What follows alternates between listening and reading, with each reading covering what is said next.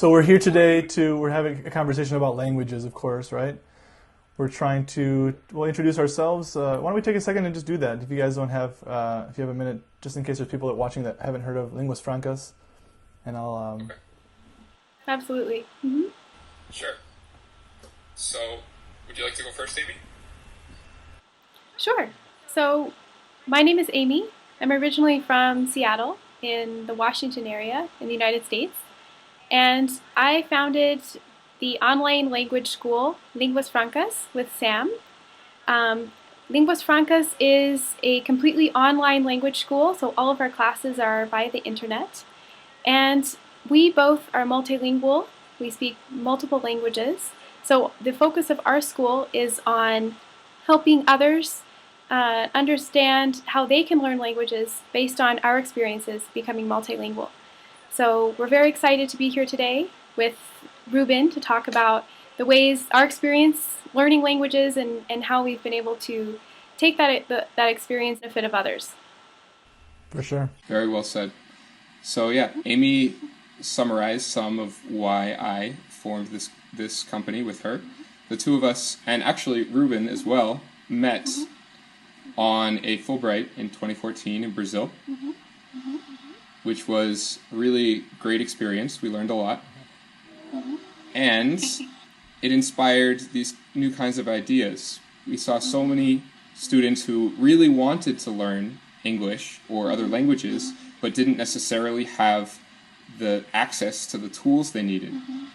So that inspired us. So something I really believe in is if anyone wants to learn, they deserve to learn. So I kind of felt obligated to see what I could do and see if there was a way to help more people study languages that they would like to learn. So I'd say, yeah, that's more or less what Linguas Francas was formed for. Ruben, would you like to tell us about linguistics? Yeah, sure, of course. Well, of course, I share in the love of languages like you guys do. I've had a chance to do some traveling as well, and always trying to get the language down, and at least a little bit.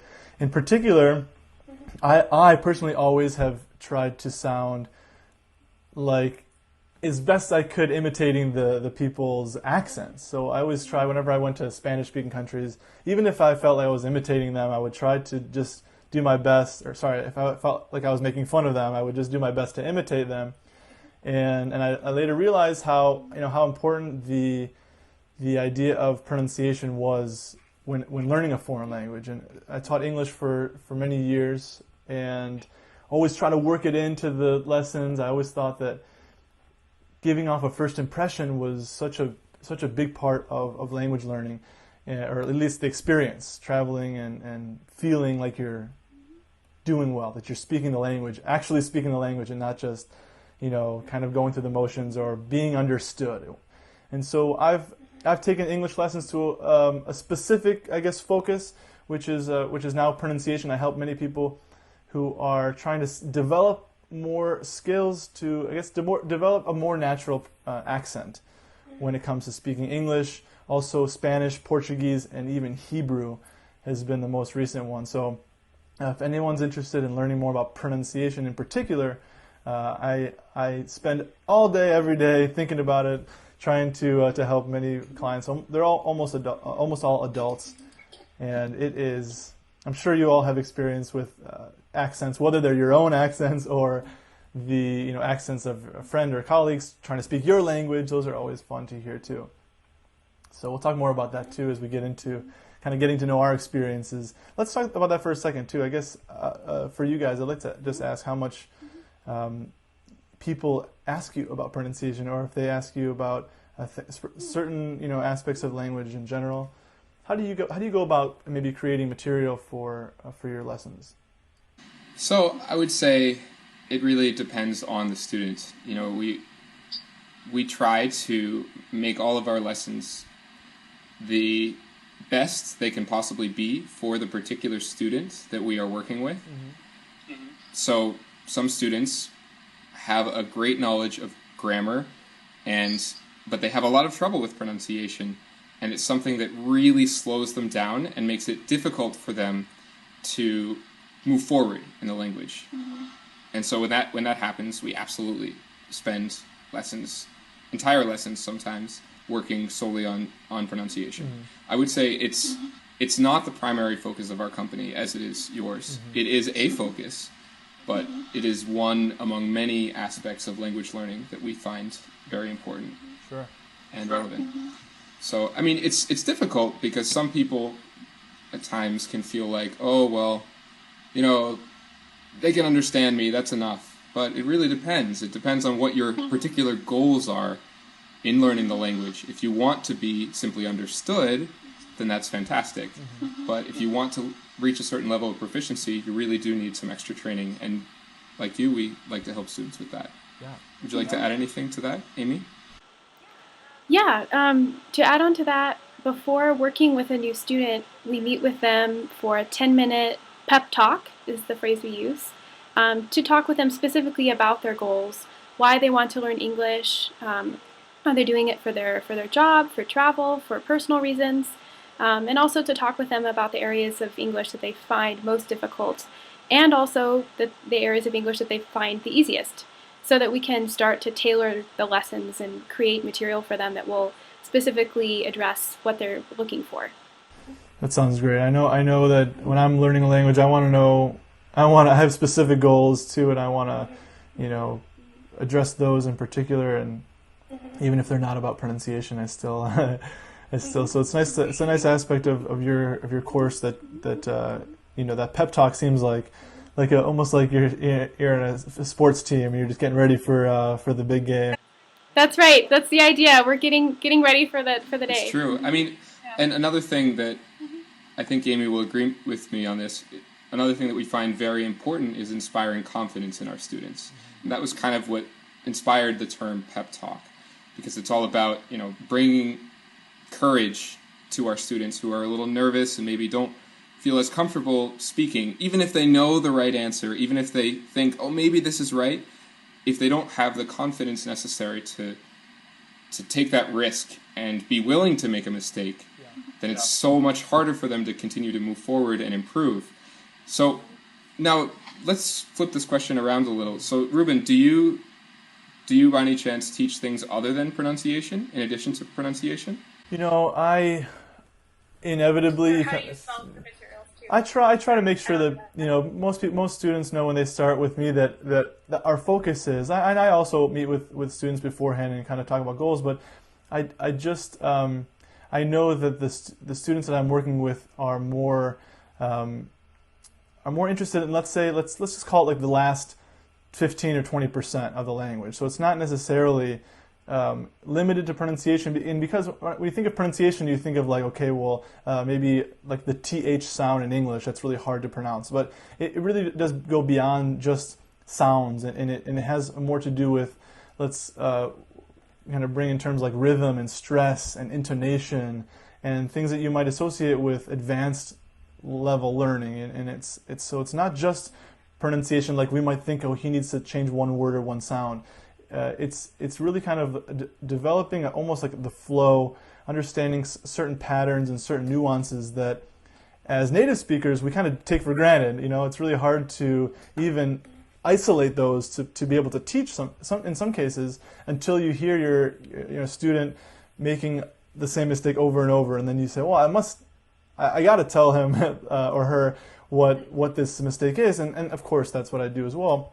If you hear the same thing, but it's not the focus. It's not like today we're going to go over, gerunds versus infinitives. We're going to talk about some feature of grammar. It's never the focus. So it does get into some other fun things that I consider fun, but maybe most people don't.